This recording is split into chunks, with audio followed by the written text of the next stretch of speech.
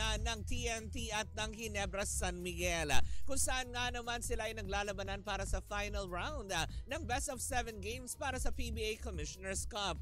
Last Friday kasi talaga nga naman ay para bang talagang sabi ng ilan, nako, mukha yatang raratsadahin na ng TNT dahil mukhang nang manalo sila sa laban nila sa first game ng Ginebra San Miguel sa score na 95 against 89 ng Ginebra San Miguel. Subalit atapat sa makatuwid, diba, kagabi ay mukhang naiba na naman ang kwento at alam mo yon, na-anticipate ng lahat na mukha yatang negosyo na naman ito, kasi di ba naman nakakaloka, tinalo ng Ginebra San Miguel team by 1 point ang TNT kagabi sa score na 70-71 against 70 ng TNT. Sabi ng ilan, mukha yatang na-anticipate na nila sa darating na Miyerkules, March 19. Mukha yatang ito ang aaribahin muna ng TNT muli, hindi ba? Kung mag-alternate ang panalo para umabot sa Game 7. Ganun ba yun? Na nakakaloka. Kasi nga naman, di ba, parang kagabi nakakatawa yung labanan na yun na by 1 point talaga. Na alam naman natin na napakalakas ng TNT dahil nga kahit wala si Jason Castro ay nakakayanan naman ni Ronde Hollis Jefferson na buhati ng buong koponan para masungkit muli ang kampyonato. Pero sa darating pa din na final round, diba, sa mga susunod na araw, makuha kaya muli ng TNT ang titulong champion against Ginebra San Miguel? Well, malalaman pa rin natin yan sa takdang panahon, diba? Kapag hindi sila umabot ng Game 7, diba? Kung ito man darating na Miyerkules ay muling kukunin ng TNT ang pagkapanalo para magkaroon ng score na 2-1, diba? Ibig sabihin nun 2 wins and 1 loss, or magpapanalo kuya muli ang Ginebra San Miguel. Naku, malalaman natin yan sa darating na Miyerkules para sa PBA Commissioner's Cup. At sa iba pang balita, Mare, pasok! Ayun Mare, sa pangalawang pwesto naman, cycling ang ating pag-uusapan. Ay, matagumpay. Gano'ng kaikli? Ganon. Liit. Mare, matagumpay na nasungkit ni Angelica Altamirano ang ikalawang pwesto sa 2025 Byways Cup Stage 4 sa Vietnam. Isang impresibong performance mula sa ating pambato sa cycling ang ating natunghayan. Samantala sa tennis naman Mare, matapos ang matinding laban, nagtapos ang Team Philippines sa Junior Davis Cup Asia Oceania pre-qualifying event. May dalawang set na panalo laban sa Macau, dahilan upang makuha nila ang pang-10 pwesto sa overall standing. Isa pang balita Mare, siguradong may aasahan tayong aksyon sa darating na 2025 World Athletics Indoor Championship sa Nanjing, China. Dahil opisyal nang nakapasok ang ating kababayan ng Phil-Am sprinter na si Christina Nutt sa 60 meters event. Si Nutt ay pumwesto sa ika-4 na po sa 60 meters event ranking, dahilan upang makuha niya ang kanyang slot sa pamamagitan ng top list qualification. Tatapak siya sa track Mare para sa round 1 sa ika-22 ng Marso alas 11:15 ng umaga, kung saan magaganap din sa parehong araw ang semifinals at ang finals. Taray, akala ko tuloy yung babalita mo na makakatanggap ng ayuda. Hindi pala ayuda. Hindi. Alam ko mainit ang pinag-uusapan ng mga ayuda na yan na hindi daw dapat ang mga mambabatas na nagbibigay, kundi ang gobyerno. Diba? Pero eto, mas maganda balita ito para mas maging kaastig-astig ang araw mo, diba? Lalo pat pagdating sa mga games, diba? At sa kung ano man ang gusto mong gawin, hanapin, diba? Subaybayan sa iyong mga favorite athletes. Nako, eto magpapabago ng araw mo sa Arena Plus app. Dahil sa Arena Plus app, astig ka sa sports, diba? Dahil tinanghalang naman sila bilang Best Sportsbook Operator for 2024 Sigma Asian Awards. Kung saan nga naman maiibang paraan mo sa pag-i-enjoy ng mga paborito mong laro. Dahil ito rin ang kaastig natin dahil hindi mo na kailangan pang maghanap ng iba-iba pang app para lang kumuha at makapanood ng iyong mga latest scores, latest events, 'di ba, sa yung mga paboritong mga atleta worldwide, lalo na sa mundo ng PBA, NBL, PVL, soccer, basketball, volleyball, boxing, at marami pang iba. Ay, Mare, ito magandang balita. Ano yun? Pwede mo ring masubaybayan ang mga live event or live games sa local at international properties sa pamamagitan ng kanilang website. Ay, ang galing. Ayan, at ang kanilang application na syempre madadownload mo sa App Store and Play Store. Sabi nga ng Arena Plus, all-in-one na, anytime at anywhere pa. At wala ka rin dapat yung pangamba dahil ang Arena Plus ay licensed ng Philippine Amusement Gaming Corporation o PAGCOR para masigurong legal at secure ang gaming environment ng mga user. At dahil gusto namin na astig ka, astig din ang endorser, Mare, ng Arena Plus. Correct. Kaastig mo ang Pinoy basketball sensation sa mundo ng PBA na si Scottie Thompson. Yahoo! At ang Pinoy pride na umaariba naman sa NBA, ang phenomenal Phil-Am basketball star na si Jordan Clarkson. Yahoo! Kaya nga naman, 'di ba? Samahan pa natin yan ang pakikinig ng, alam mo yun, para mas ma-enjoy natin, ng official jingle na Halina sa Arena performed by one and only Glock 9. 'Di ba? Ang Arena Plus din ang official sponsor ng PBA, PBL at Gilas Pilipinas. Kaya naman Pangga, i-download mo na ang Arena Plus sa inyong Play Store at App Store at pwede ka rin makapanood, uulitin lang namin ng mga paborito mong laro sa arenaplus.ph dahil sa Arena Plus, astig sa sport. Paalala lang po natin that gaming is 21 years old and above only. Keep it fun. Game responsibly. At dito na po natatapos ang ating Chika sa Arena. Hatid yan sa atin ang Arena Plus, astig sa sport.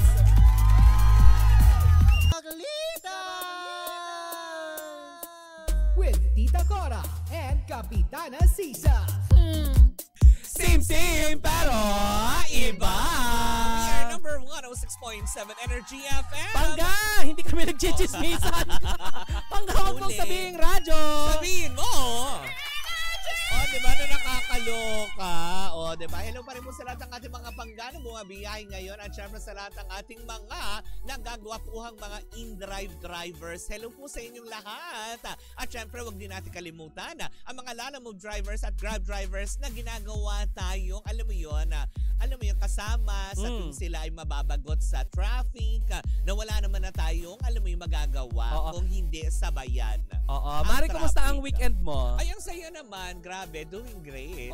I really had a fun time with Doc Gorgs. Si Doc Gorg. Doc Gorgs, ayan. Nanonood siya. On Wednesday po pala, tabayanan nyo yan dahil episode 8 na po ng mga bakla. Correct. Diba? Nakasama din natin si Teacher Nelia para sa Women's Month celebration ng Baklita sa podcast. Correct, hindi ba? At syempre si Gandang Kara, mapapanood niya yan sa darating na Miyerkules. Pero Mare nung Friday, hindi kita nakasama. Ay, hindi kasi tayo ay nag-cover. Diba? Ng mga libro kasi may papasa. Hindi yan ang sinabi mo sa akin. Nagutom ka. Ginutom ka ng pinuntahan mo. Tumimik ka na. Tama na yun. Okay na yun. Huwag ka nang daldal. Kasi, hindi ko na ikikwento kung ano man yung detalye. Kasi yung bakla, nakita ko dahil nagpunta nga ako sa sa opening ng bar ni Miss Aiko. Ayan, sa Huluk. Ayan. Thank you, Mama OG. Sinahanap ka nila. Hello po, Mama OG. Ayan, bawi na lang po next time. Promise yan. Napakaganda nung Huluk. Pero eto na nga. Habang kumakain ako ng masarap, ang bakla nakita ko nag-my day. Sabi niya, gutom na gutom ako. Parang kaya daw niyang kumain ng isang bucket ng chicken. 8 pieces na chicken. Pero anyways, hindi nga. Pero saan ka nagpunta? Hindi, kasi nga naman ating sinubaybayan ang 69 candidates na lalakok nga sa ating Miss Universe Philippines. Diba?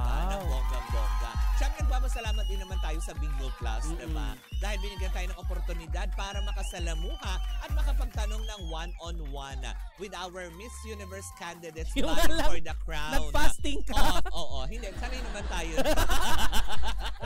Pero Mara, speaking of award-winning kasi syempre, hindi lang naman yung mga award-winning ang pinuntahan mo. Alam mo ba na na magiging award-winning din tayo? Sa darating na Biyernes. Pero bago ang lahat, batiin natin, happy birthday daw kay Ellen. Sino si Ellen? Asawa ni Chokoy. At Jongko. At happy birthday din daw kay Elmina Hasmin de Guzman. Galing yan kay Alvin Tabamo. Alvin! Hoy, alam mo ba? Hoy, bakit? Yun yung apelido niya. Hindi, ano ko yan. Kakilala ko yan. Alvin Taba mo. Oo, diba? kababayan ko yun sa Pangasinan. Yes, hello, Alvin. Uy, baka sabihin na nga ako Oo. Yun po yung talaga yung apelido niya. Oo, hindi Diba? payat mo, kundi Taba mo. Hayop ka. Talagang akong pinagbasihan mo. Hindi, apelido niya yun. O bakit? Pero, yun ang apangga. Sinabi ko bang Cora Taba mo? Hindi. Oo. Alvin, Oo, taba mo. Okay. Mabuti nagkakaliwanagan tayo. Si Alvin po yan. Pero Oo. ito na nga, get ready for the ultimate sustainability event of the year. Ang Nations Builders and Muslim Awards proudly present the Sustainability Festival in Asia.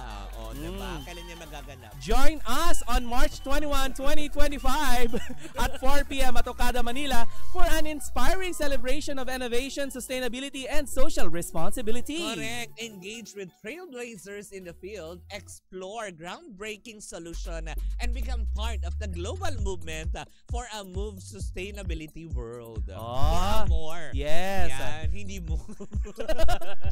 Ba't kasi English? May mga bakla kanal. For tickets and inquiries, message their Facebook page at Nations Builder and Muslim Award or call their hotline numbers. Saan? 820-8280-2965 or ayan, 0968-8581-982. ayan. See you there mga pangga kasi may award tayo. Yes, darating na Biyernes po yan. Oo. Thank you so much. Pero Yes. eto, ang ichichika ko, Award-winning ba Mare. yan? Oo, Mare. Mga putyo-putyong artista yan, ha? Hindi, bigati. Bigatin? The big one. Ganon. Ay! Tumadagundong, umaalog. The big girl with a big heart. Oo, dahil siya si Alvin. Taba mo. Mamaya Ayan, ka sa akin. Na nakakalok. O hindi ka naman sinabing ang Cora Taba mo. Si Alvin yung binabati ko. O diba? Si Alvin kasi. Oo. Yan. Anyways, eto na nga. Talagang medyo nagimbal ang lahat dahil nga, diba, nung isang araw lamang ay tuluyan ang pinalabas ng bahay ni Kuya si Ivana Alawi. Sa mga kadahilanang hindi pa rin natin malaman kung bakit, diba? Kung talaga nga ba dahil siya ay celebrity guest lamang, kung kaya't nga naman humantong na sa araw na dapat siyang lumabas or bakit ganun kaikli nga lang ba ang pagsistay niya sa loob ng bahay. Pero marami din naman na naghaka-haka na baka kaya daw ginawa ito ng ABS-CBN ay para makaiwas na rin daw sa pagsita or pagpuna ng pamunuan ng MTRCB kung saan mainit sa kanila ang naturang ahensya. Mainit sa kanila talaga. Oy, di naman kami ganun kainit. Actually, sa tanan ng buhay ko, ano? sa tanan ng buhay ko na pagiging MTRCB deputy, never pa akong nakagawa ng mga report na may kinalaman sa kanila. O sa ABS-CBN. Di ba Miss MJ Marfori at saka diba? at saka si Ana Cerezo ng ABS na kumain ako ng tira-tira ng fried. Oo, ate. Next time, huwag kayong kumuha ng pagkain na hindi nyo mauubos. Hindi nyo masyadong Betty May. Hindi mababait siya mga yan, si MJ. Ay, oo. At saka si... Looking forward. Kasi naman, hindi ka sumama sa akin eh. Ayan mo na, may next time naman. Nagutom ka tuloy. Uy, tigil mo yan. Go. Sa iba na Alawi ang Hindi na nga, kasi nga, diba, syempre, siguro, umiiwas nga lang din daw. Dahil nga, syempre, diba, alam naman natin na si Ivana talaga ay medyo nagpapakakomportable na sa loob ng bahay kung saan nga naman ang kanyang mga kasuotan ay mga sandong, alam mo yun, malalakihan. Tapos siya ay walang, alam mo yun, suot Branera. na bra. Oo. Na kung saan nga naman, di ba, may mga moments kasi yung sando mga suot nila is parang panglalaki na mga sando na minsan lumuluwa na ang pisngi na kahapon. Ay. Di ba, yung mga ganon. Kung pangalawa din dyan, hindi ba, siguro iniwasan na rin nila dahil nagkaroon ka ng violation si Ivana nung siya ay nasa loob ng PBB house. Ano yun? Nang maligo siya sa garden, hindi ba? Buti hindi siya naglaba. Hindi. Naligo talaga siya, Mare. Medyo nung nabasa na siya, bumakialya na. Yung Oo, ang mga Jugelia? lato-lato. diba? Malalaking lato-lato. Siyempre, diba, hindi naman talaga nagsusuot. Parang, parang nipple patch lang ang suot. Pero bumabakat pa din yata. Naku. Kumbaga parang siyempre on national TV, kung kaya't nga naman siguro, minadali. Hindi natin alam kung yun ang dahilan na. Pero yung iba kasi mga tao, yun lang din ang mga, parang sinasabi nga nila na, ay, teka, sandali. Mukhang, alam mo yun, very aware na na kaagad ang ABS-CBN. Lalo pat, ipinalabas ito under GMA7. So, ibig sabihin na mako-call dito, hindi lang ang ABS-CBN, kundi ang GMA7. Correct. Pero, dalawa silang masuspinde. Ate, ano pang natira? Mabibigyan ng warning. Na nakakaloka. Kung kaya nga naman siguro minabuti daw, di yung mano ng ABS-CBN na paagahin ang pag-exit ni Ivana Alawi nang sa gayon ay hindi na talagang, alam mo yun, tuluyang mapo na kung ano man yun. Kasi may mga araw na napaka-revealing na suot ng ate mo, diba? Lalo pat yung naglaw siya na super strappy lang yung likuran, na total backless. Na alam din naman natin ay pinalalabas kasi ito sa free TV channel na kung saan, diba, mga bata gising pa.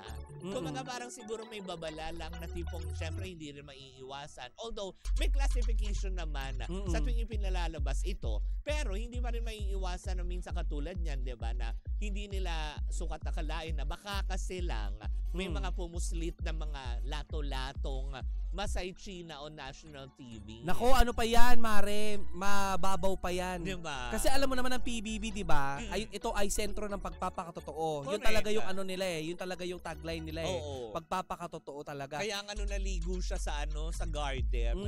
Nakatatlong buzzer si Kuya. Bago siya pumasok sa loob ng bahay. Nakakaloka. May mga naririnig ka ba nagmumura sa loob ng bahay ni Kuya ngayon? Sa mga hindi, wala pa naman. Di ba may live yan? Hindi, saan edited yata meron na. Meron? Meron. Kumbaga parang syempre, in-edit out na rin yan on national TV kasi kumbaga parang syempre, yung ipakikita na lang nila is the summary for the day. Pero yung mga naka-masid yata, dun sa parang 24/7 nilang ganyan, ay doon makikita ang lahat. Diba na nakakaloka? Kaya nga naman na, nakatutok pa din ang lahat. Pero hindi naman siguro. Baka naman kailangan talaga lang umalis talaga ni Ivana kasi nga. Baka yun lang talaga yung binigay sa kanyang At baka may mga commitment pa rin naman siya na kailangan niyang gampanan sa labas. Kagaya ni Ivana Evelyn, para maintindihan mo. Kasi sabi mo dito, buti present kayo, laging wala si Tita Cora. Nice to see you both. Ay, talaga ba? May mga commitment din siguro si Ivana. Diba? Tama naman si Mario Palmera, sobrang revealing daw ng mga suot kasi kaya ayan, nagdasal daw sa CR. Uy, grabe ka. Ano ka ba? Ay, nako. Walang paggaganon. Oy, alam mo, Mare, kung si Ivana ganun sa bahay ni Kuya, nasa TV. Kaysa mga vlogs naman niya, nakikita naman natin, di ba? Talagang maiiksi ang kanyang mga suot. Tapos minsan, di ba, sinasabi nga pag natutulog siya, wala talaga siyang suot, di ba? Aminado naman siya talaga sa ganyan. Ikaw ba may suot kapag natutulog? Depende. Kapag lasing. Pag lasing. Naalala ko na naman! Pag umuwi ka ng lasing, hindi mo na alam. So parang iisip ka na lang sa sakit na ng mga buto-buto mo. Kasi nga, di ba, nakatutok sa yung aircon, lamig na lamig. Buti nga ikaw, ganun lang eh, pag nalalasing. Yung isa dito, di ba? Sa gate na tulog. Habang dinadaan-daanan ng mga tao. Correct, di ba? Pero at least nakauwi ka pa. Nakauwi naman ako. Nasa gate ka nga lang. Ba't nakabuka ka?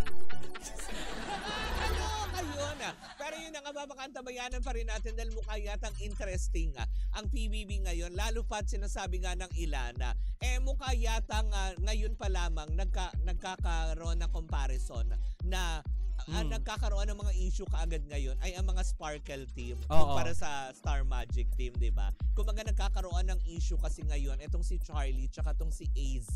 Bakit? Di ba? Na nagkakaroon sila ng iringan dahil nga syempre si Charlie talagang nga naman 16 years old at bata. Iintindihin mo yung kanyang alam mo yun, na yung mga pagkaburara, yung paggalaw, yung mga tipong ganyan. Kaya nga napagsabihan ito ni Ivana Alawi sa loob mismo ng bahay ni Kuya. Pero yun na nga, sabi nga ng ilan ngayon, ay hindi natin talagang malaman pa kung sino nga ba ang pinag-iiringan nila. Dahil itong si AZ ay mukha yata nga maghahayaga ng kanyang saloobin at paghanga sa kanyang kapwa kapuso star na si Dustin Yu. Malalaman pa natin yan dahil sa mga susunod na araw magkakaroon na ng first eviction. Correct, hindi ba? Na nakakaloka. Bakit naman nun, di pa umiinit yung puwet mo sa loob ng bahay ni Kuya, evicted ka na. Di ba yung mga ganong aspeto? Pero, pagkakayanin pa rin natin yan. Hindi ba? At yan po muna ang kaganapan para sa ating unang chika for today's video. Sa ating pagbabalik, may kinalaman sa di makalakad. Oo nga. Di ba? Hindi si Apolinario Mabini. Hindi. Diba? Hindi rin Little Mermaid.